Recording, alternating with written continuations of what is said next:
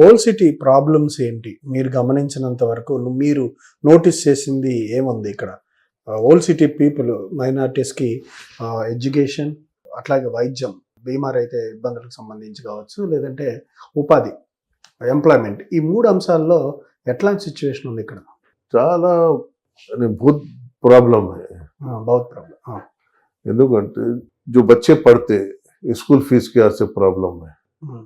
वो लोग फर्स्ट से सेकंड थर्ड में जाते, फिफ्थ में जाते, वहां से तो 100 बच्चे अगर से 100 చిన్న పిల్లలు స్కూల్లో పోతే 10th కు వచ్చిందాకా 10 ఉంటాడు।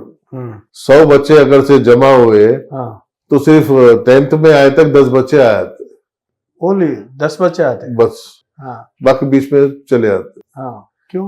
बस को फीस को प्रॉब्लम, बस को जो माहौल मिलता है यहाँ पे उसकी तरफ से पढ़ते नहीं। घर में अम्मा बाबा उनके गरीब పేదవాళ్ళు ఉంటాడు, ఆయనకి పని చేయడానికి అది మంచిగా ఇబ్బంది ఉంటాయి, దానికోసం ఆయన పిల్లలకి చూస్తలే, అదే ప్రాబ్లం వస్తాయి।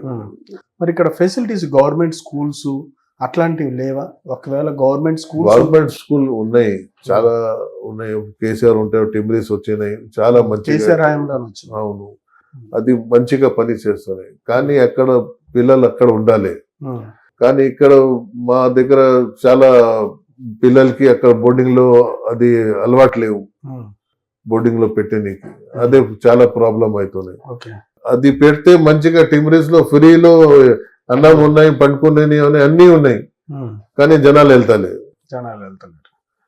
ఇంకొకటి ఇక్కడ గరీబ్ అమ్మే చాలా పేదవాళ్ళు ఉన్నారు, ఆయనకి తినడానికి అది అందరికి చాలా ప్రాబ్లం। ఎడ్యుకేషన్ లేవు, అది ఇంకా ఎంప్లాయ్మెంట్ కూడా ఏం లేవు, దానికోసం ఆయన రిక్షా పుల్ల లేకపోతే అది ఫ్రూట్ అమ్మేయాలి, ఇది అమ్మేయాలి, అది పని చేస్తాడు బస్।